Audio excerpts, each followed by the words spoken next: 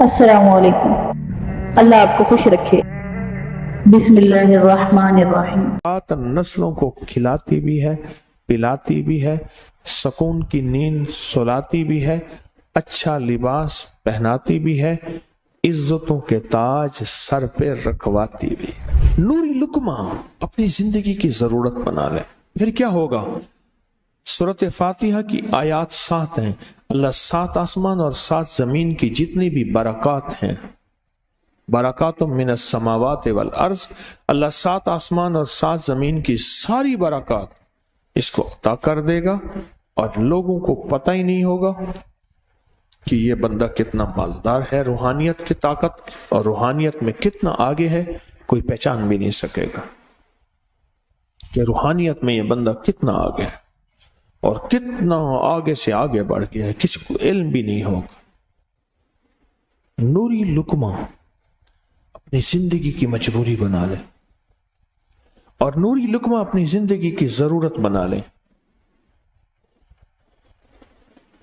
پھر دیکھیں کمالات۔ کیوں؟ فرمائے جو سارے قرآن میں ہے، جو سارے قرآن میں ہے، جو سارے قرآن میں ہے، آنکھیں کھل جائیں۔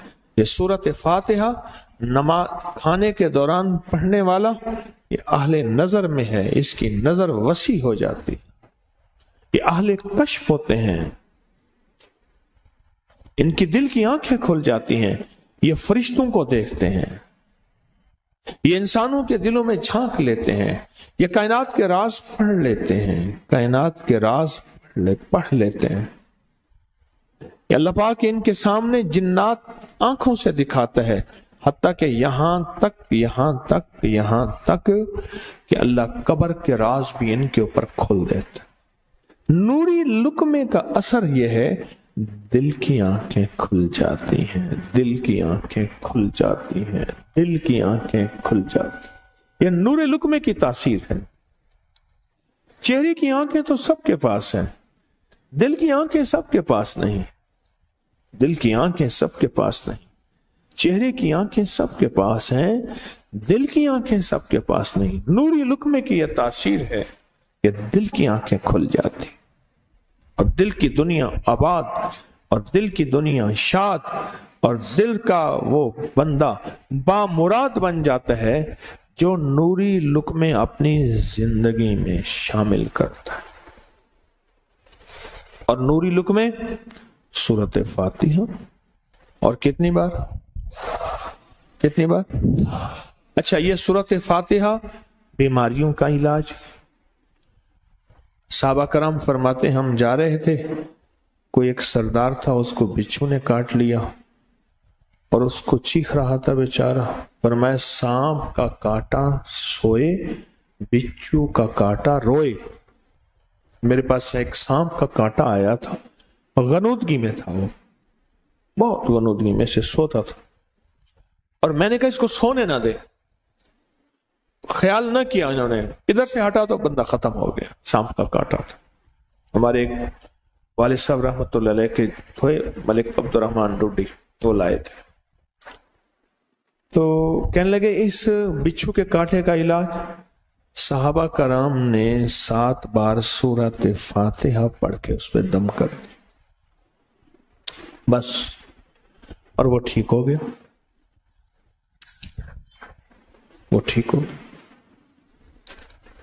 اور میں جب سورۃ فاتحہ عرشوں سے زمین پہ آئی، نازل ہوئی، ایک گونج اٹھی، ایک آواز آئی، اور میں اللہ سے آج وہ چیز زمانے پہ زمین پہ نازل کی ہے جو اس سے پہلے کبھی آئی نہیں تھی اور جو اس کے بعد کبھی آئے گی نہیں۔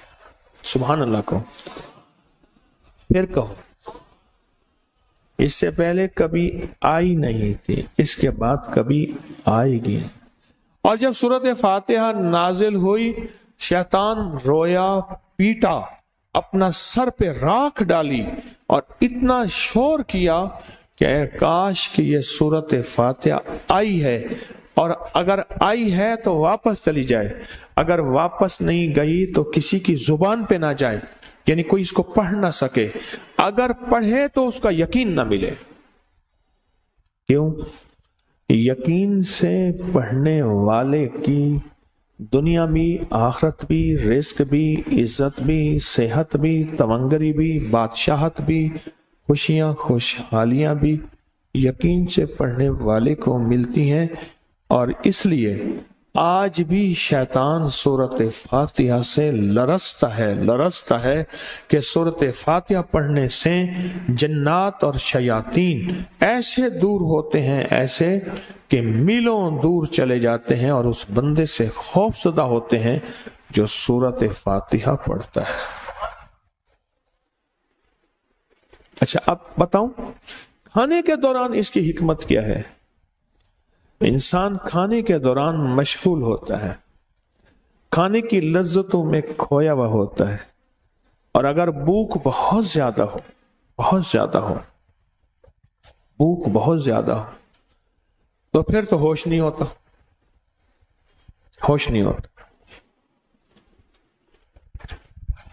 پھر ہوش ہی نہیں ہوتا اگر بھوک بہت زیادہ ہو تو۔ اب اسی دوران جس طرح سنیں غور سے، بڑی میں عجیب بات بتا رہا ہوں، حضرت امام جعفر صادق سلام اللہ رضوان اللہ تعالی علیہ مجمعین اللہ کے ولی تھے، ولایت کے تاجدار تھے، سرداروں کے سردار تھے، اولیاء کے سردار تھے۔ میں بازار میں جاتے تھے، جا کے پھر واپس آ جاتے تھے، پھر جاتے کچھ نہیں خریدتے تھے۔ کسی نے پوچھا اب کیوں جاتے ہیں؟ فرمایا 2 وعدے لینے، کیا میں جا کے بازار میں ہر بندے کو سلام کرتا ہوں، وہ سلام کا جواب دیتے ہیں، اور کیا پتا کسی کے سلام کا جواب ایسا ہو جو اللہ کے ہاں مقبول بھی ہو، محبوب بھی ہو۔ اور پھر فرمایا بازار میں جاتا ہوں اور جا کے بازار میں جاتا ہوں اور جا کے بازار کی دعا پڑھتا ہوں۔ فرمایا جو چوتھا کلمہ گھر میں پڑھے گا اس کو 10 نیکیاں ملیں گی، اور جو بازار میں پڑھے گا کتنے نیکیاں ملیں گی؟ 10 لاکھ۔ کتنی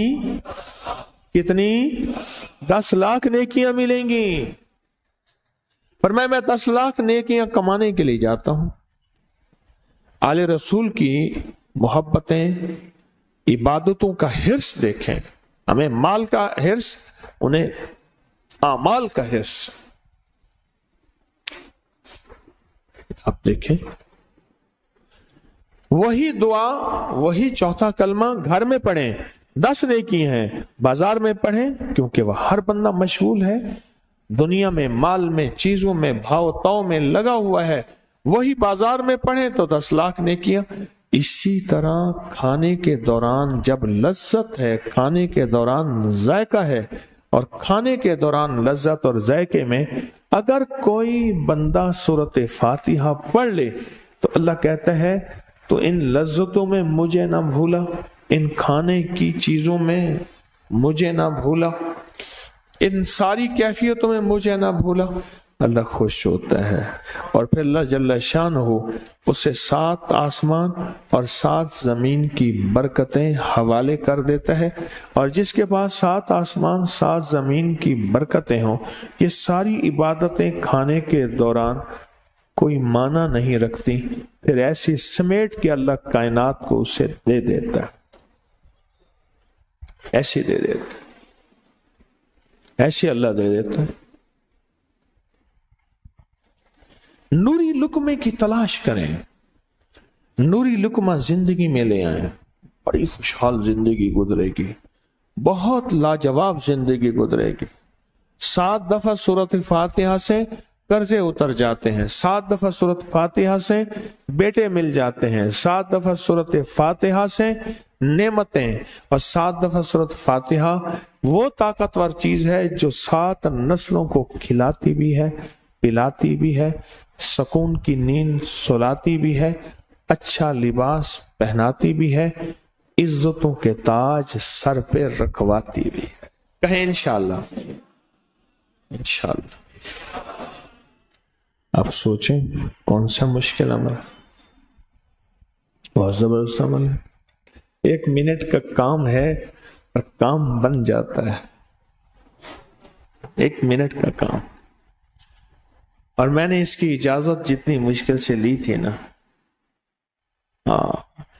राह पे आ जाने तो वाह पे आ जाने, बड़ी मुश्किल से इजाजत ली थी इस अमल की, बहुत मुश्किल से इजाजत ली।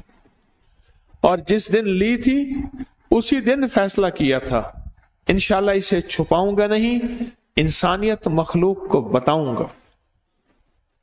और ये 7 दफा सूरत फातिहा, जो दिल का मरीज हो मुझ जैसा उसका भी इलाज है, जिस्मानी हो या रूहानी। मैंने पिछली दफा कहा ना कि मैं दिल का सख्त मरीज हूं और आज भी हूं, दुआ करो मौत तक न रहूं। और मैं दिल का सख्त रूहानी मरीज हूं, जिस्मानी नहीं हूं। मेरी पिछली दफा की वजह से पूरी दुनिया में कोहराम मचा हुआ है कि बाबा गया। जाना तो है, जाना तो लाजिम है। पिछली दफा मैंने वो कह दिया कि मैं दिल का सख्त मरीज हूं, मेरे लिए दुआ करो। वो ये मरीज हूं, रूहानी मरीज हूं, रूहानी मरीज हूं। और सबसे बड़ी मर्ज जो पीरों में होती है वो लालच होती है। मुरीद आया है कि जो कह रहे खाली आएगा तो खाली जाएगा, ठीक है। दूसरी पीर साहब कहते हैं अगर मैं आऊंगा तो क्या दोगे, तुम आओगे तो क्या लाओगे। मैं आऊंगा पीर साहब के लिए क्या होगा, मैं का घर बेच अपना।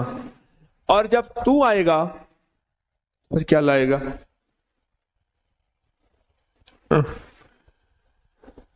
अल्लाह अकबर। तो ये बीमारी जो दिल की बीमारी है ना, उसका भी इलाज है, रूहानी है या जिस्मानी। जैसे मैं दिल की रूहानी बीमारियों के बारे में मैंने आपको कहा, मैं सख्त मरीज हूं दिल का, अल्लाह करे इसका मर्ज का इलाज हो जाए।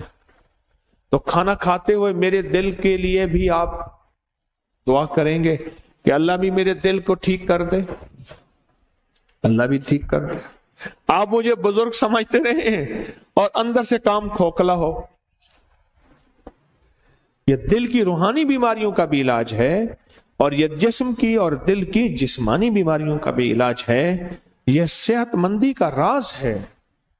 सूरत फातिहा है बाबा, सूरत फातिहा, सूरत फातिहा। जो बंदा सूरत फातिहा पढ़ता है, एक बार अल्लाह जल्ल शानहू इन 7 आयात की तासीर और ताकत उसे अता फरमाते हैं। और 7 समंदरों में जो ग़िज़ा, रिज़्क़, ताकत और कुव्वत अल्लाह ने रखी है, उसका हिस्सा इस बंदे को देते हैं जो सिर्फ एक बार सूरत फातिहा पढ़ता है, एक बार सूरत फातिहा पढ़ता है, एक बार सूरत फातिहा पढ़ते।